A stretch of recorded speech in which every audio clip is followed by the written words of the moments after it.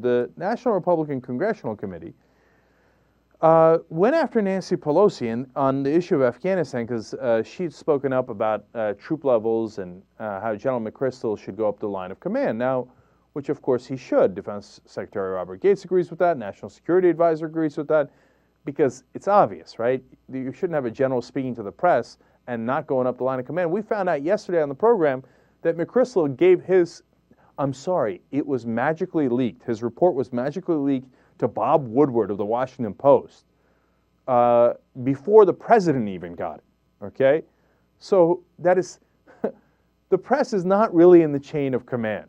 Now, look, leaks happen, and I think we should have all the information possible, so it's not like I want to, like the Republicans in the old days would have gone to prosecute Bob Woodward and McChrystal and everybody else. How could you leak this sensitive information, et cetera, et cetera. I'm not going down that road, but can you at least tell the president first?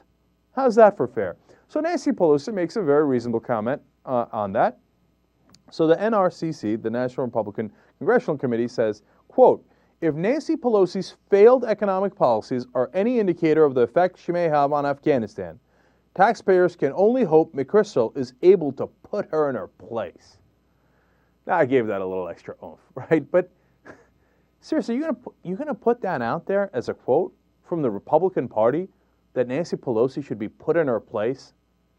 Even if you didn't intend it as incredibly sexist, can you not see how that might come across to some people?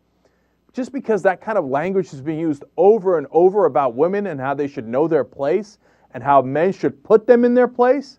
Did that not occur to you? Did it not occur to you that 50% of the voters in this country are women, actually a little higher than 50%, depending on your state and local area? And that might be a bad political strategy to say that one of the most accomplished women in the country, and honestly in the history of the country, given her position, should be put in her place. So reporters decided that they're going to ask Nancy Pelosi about that and to get her reaction. Let's go to clip number 8 here and see what she had to say about it. I was wondering if we could get a response from you on the NRCC calling you General Pelosi and saying that you need to be, quote, put in your place. It's really sad. They really don't understand how inappropriate that is. I'm in my place. I'm the Speaker of the House, the first woman Speaker of the House, and I'm in my place because the House of Representatives voted me there. But that language is something I haven't even heard in decades.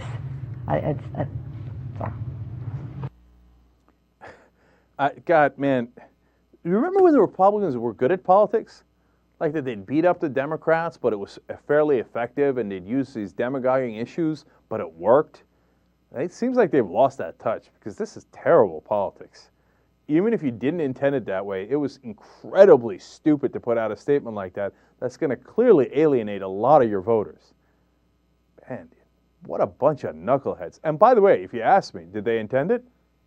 I think they definitely intended it. It wasn't like it was an accident. I mean, of all the words to choose to say that she should be put in her place, look, I don't want to get too carried away with it. It's not the end of the world, but it's just a dumb way of phrasing it. I'll tell you that for sure.